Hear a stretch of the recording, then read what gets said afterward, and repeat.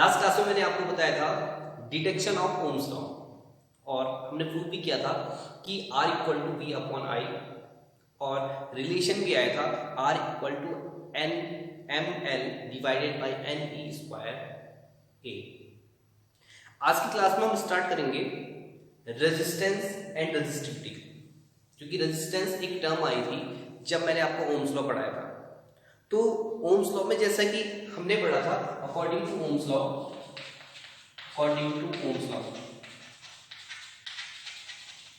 देखो जो B equal to था वो आई आर आया था, अगर आपको लास्ट लेक्चर याद होगा, और R की वैल्यू हमने यहाँ से कैलकुलेट की थी और R इक्वल टू आया था B अपॉन आई, और इस R की जो वैल्यू आई थी वो आई थी M L divided by N E square A.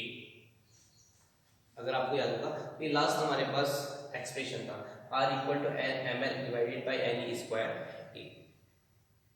ये हमारे पास रेजिस्टेंस आया था। अब बात करते हैं ये रेजिस्टेंस होता क्या है, रेजिस्टेंस किस किस चीज पे डिपेंड करता है और रेजिस्टेंस किस किस चीज के साथ वेरी होता है। देखो सबसे पहले मैं आपको बता दूं, रेजिस्टेंस जो है वो किसी भी कंडक्टर की या फिर किसी भी मटेरियल की प्रॉपर्टी होती है करंट को अपोज करने की। तो resistance is basically the property of a material which oppose the amount of current pass through the conductor।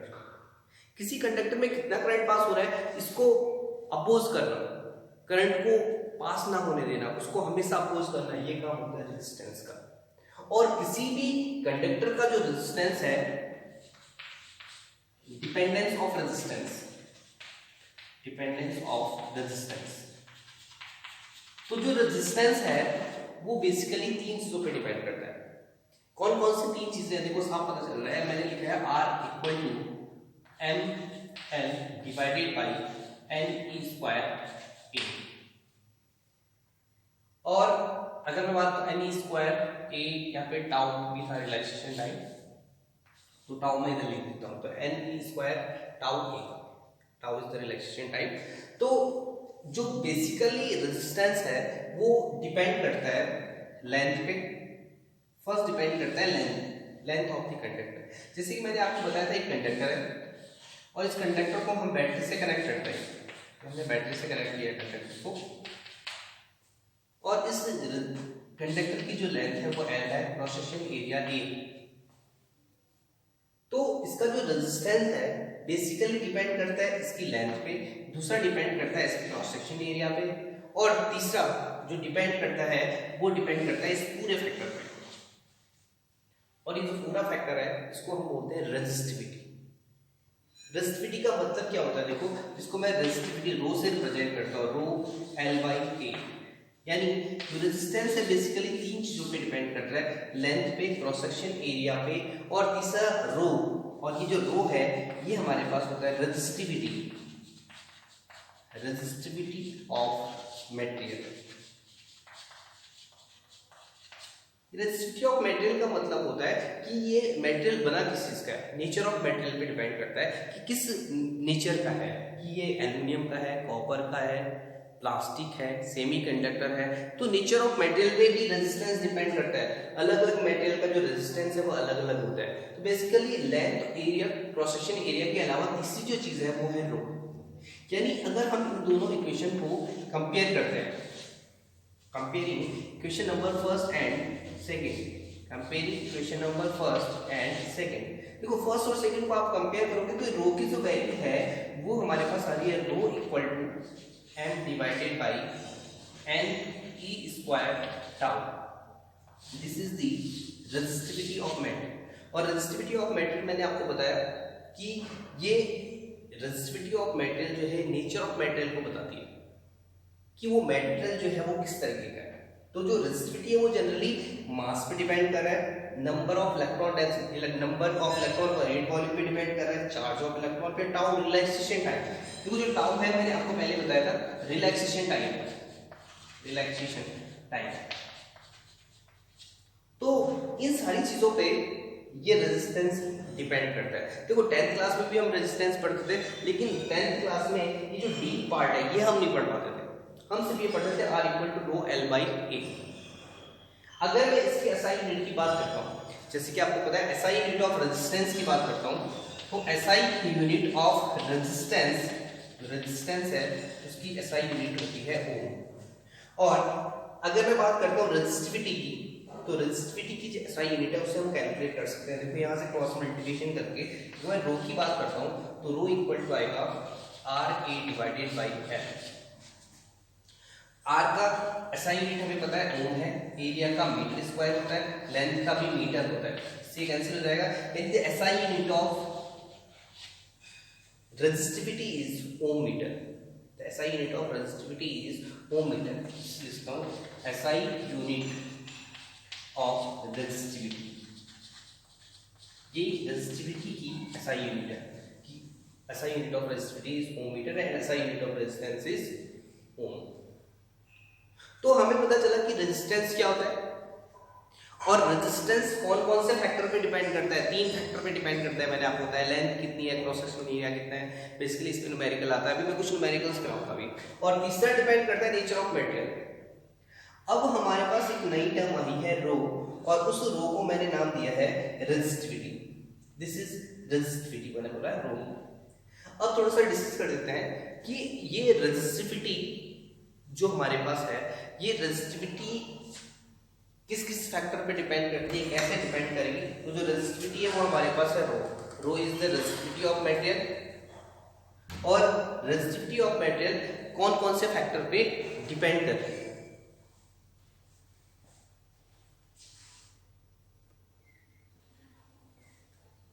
जैसे कि हमने दो रिलेशन देखे, एक रेजिस्टेंस का रिलेशन देखा है R equal to M l n E square tau a, और इसी से कंपेयर करके मैंने रो की वैल्यू कैलकुलेट की है और रो इक्वल टू आया एम एन ई स्क्वायर टाउ।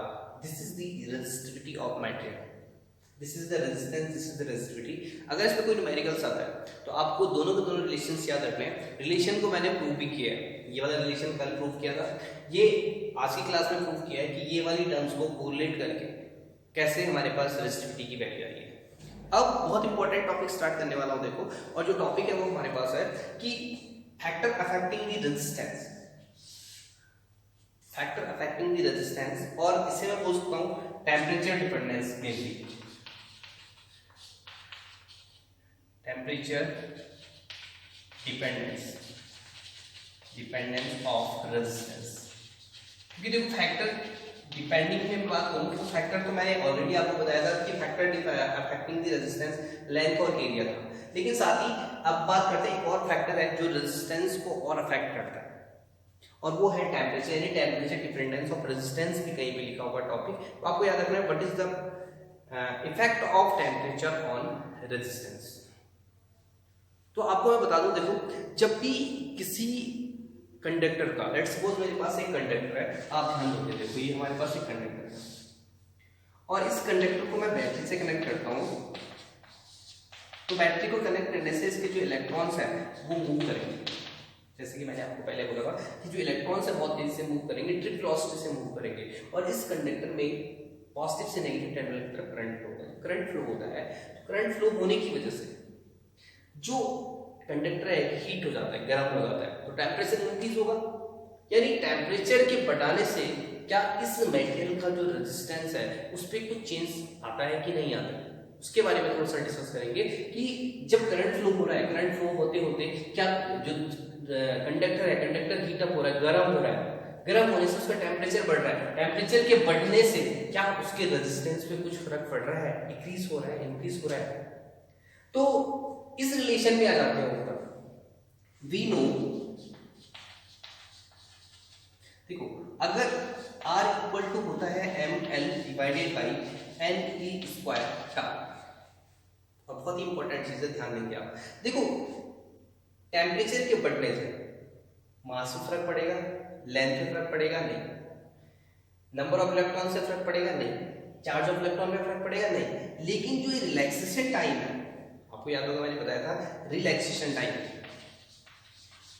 रिलैक्सेशन टाइम, इस रिलैक्सेशन टाइम पे जरूर फर्क पड़ेगा। क्या क्या फर्क पड़ेगा, देखो जैसे इलेक्ट्रॉन्स मूव कर रहे हैं, टेम्परेचर बढ़ेगा, टेम्परेचर बढ़ने से जो इलेक्ट्रॉन्स है उनकी स्पीड इंक्रीज होती जाएगी। इलेक्ट्रॉन्स की जो स्पीड है वो इंक्रीज होगी, तो इलेक्ट्रॉन की स्पीड इंक्रीज होने से जो रिलैक्सेशन टाइम है वो डिक्रीज हो जाएगा, क्योंकि एक इलेक्ट्रॉन दूसरे इलेक्ट्रॉन को फास्ट कोलाइड कर रहा होगा, और जब कोलिजन बढ़ेगा तो कोलिजन की स्पीड बढ़ने से रिलैक्सेशन टाइम की जो वैल्यू है वो डिक्रीज होगी। यानी मैं बात करूं टेम्परेचर के बढ़ाने से, on increasing the temperature, on increasing temperature the value of relaxation time is decreased, value of relaxation time is decreased, relaxation time decrease। और रिलैक्सेशन टाइम की वैल्यू पे डिक्रीज होने से देखो जो R है वो इनवर्सली प्रोपोर्शनल है, R is inversely proportional to relaxation time, so if the relaxation time is decreased then the value of resistance is increased, value of resistance is increased। देखो जो रेजिस्टेंस की वैल्यू है वो increase हो जाती है, तो हमें फाइनली पता चला ऑन इंक्रीजिंग द टेम्परेचर, जब हम टेम्परेचर को इंक्रीज करता है तो जो कंडक्टर है उसका जो रेजिस्टेंस है वो इंक्रीज हो जाता है, यानी on increasing the temperature the resistance of the conductor is increase. अब बात करते हैं कि जो टेम्परेचर इंक्रीज हो रहा है, कितने टेम्परेचर के इंक्रीज होने से कितना रेजिस्टेंस इंक्रीज होता है। तो इसके लिए भी मैं आपको आगे बता देता हूं, देखो कि किस तरीके से इंक्रीज होता है।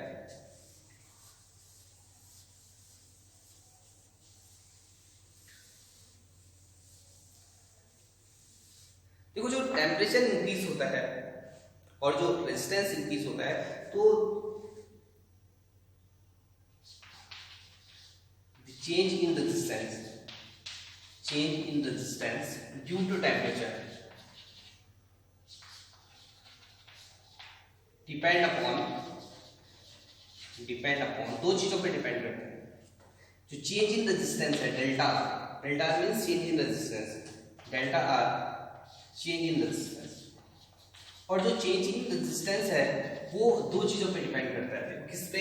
एक तो डेल्टा आर डिपेंड करता है इनिशियल रेजिस्टेंस पे, R naught is the initial resistance, पहले की उसका रेजिस्टेंस कितना था, कोई भी कंडक्टर है, किसी कंडक्टर का रेजिस्टेंस आर नॉट था लेट्स सपोज, तो पहले रेजिस्टेंस कितना था, चेंज इन रेजिस्टेंस उस पे डिपेंड करता है, और दूसरा डिपेंड करता है delta R change in resistance, वो डिपेंड करता है चेंज इन टेम्परेचर पे, चेंज इन टेम्परेचर, यानी the change in resistance due to temperature depend upon two factors.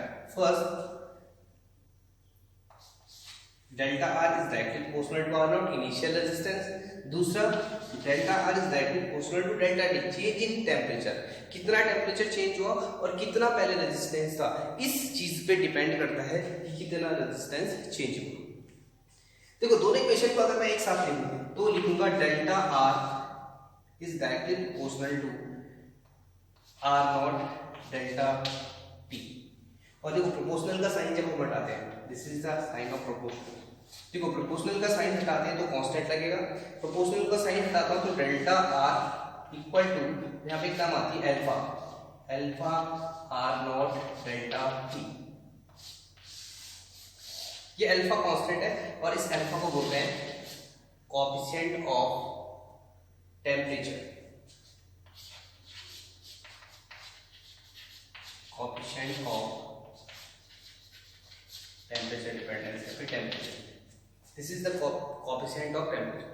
और इस अल्फा की वैल्यू को अगर मैं कैलकुलेट करता हूं, इस अल्फा की वैल्यू को, तो अल्फा इक्वल टू हमारे पास आएगा alpha equal to delta R, और ये पूरी नीचे आ जाएगी वैल्यू, तो कितना आएगा आर नॉट डेल्टा टी, और डेल आर का मतलब चेंज इन रेजिस्टेंस और डेल टी का मतलब है चेंज इन टेम्परेचर, तो दोनों को रख लेता हूं, तो देखिए alpha equal to R T minus R naught, R T मतलब टी टेम्परेचर पे कितना रेजिस्टेंस है, आर नॉट इनिशियल कितना था, divided by R naught change in temperature T minus T2 minus T1, पहले कितना था और बाद में कितना, this is alpha coefficient of temperature dependence.